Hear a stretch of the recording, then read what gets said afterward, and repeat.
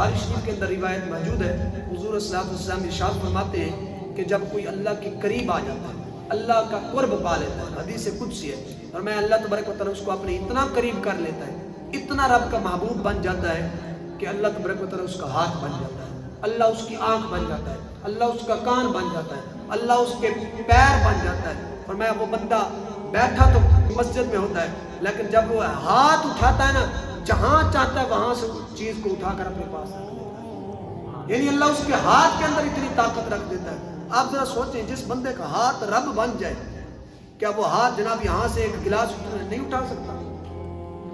जिस बंदे का हाथ रब बन जाए, उसके लिए क्या दूर है क्या नजदीक है।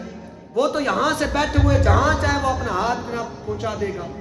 जिसकी आंख रब बन जाए, उसके लिए ये दीवारें क्या आड़ बन सकती है।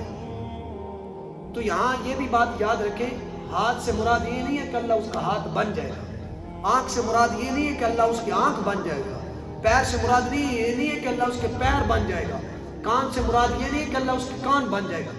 मतलब ये है कि अल्लाह उसके अंदर अपने खास कुर्ब और तजल्लियात की ताकत इतनी रख देगा कि वो है तो बंदा, उसके अंदर ताकत इतनी आ जाएगी, वो जहां चाहेगा अपना हाथ भी पहुंचाएगा, जहां चाहेगा अपनी नजर भी पहुंचाएगा, जहां चाहेगा अपना कदम भी पहुंचा देगा।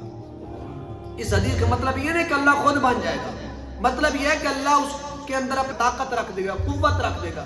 फिर उस बंदे के लिए क्या दूर क्या नजदीक, लेकिन बशर्ते कि वो अल्लाह के करीब आए। वो कैसे है?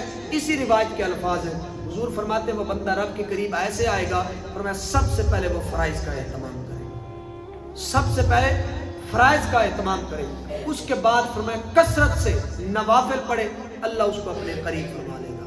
अब हमारा हाल तो ये है कि हम तो जनाब फराइज तो बड़ी दूर की बात है, हम नवाफिल की तरफ नहीं आते।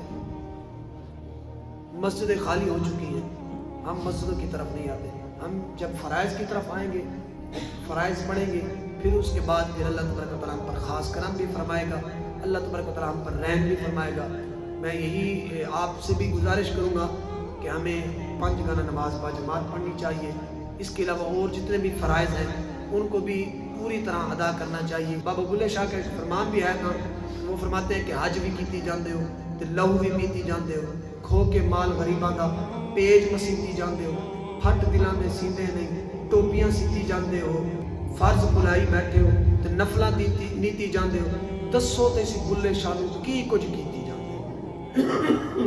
फर्ज छोड़ दिया, नवाफिल का एहतमाम हो गया कि कारी साहब बताएं हमने कैसे नवाफिल की कितनी इबादत करनी है, कितने नफिल पढ़ने, पढ़े नफिल मना नहीं है, बशर्ते कि फराइज पे है।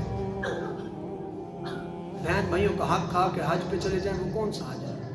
लोगों के दिल आप तोड़े और टोपियां सी कर आप मस्जिदों के अंदर रखें ताकि लोग नमाजें पढ़ेंगे तो हमें फायदा कि नहीं? क्या फायदा है? जिनका तुमने दिल दुखाया है उनके साथ जो तुमने किया है वो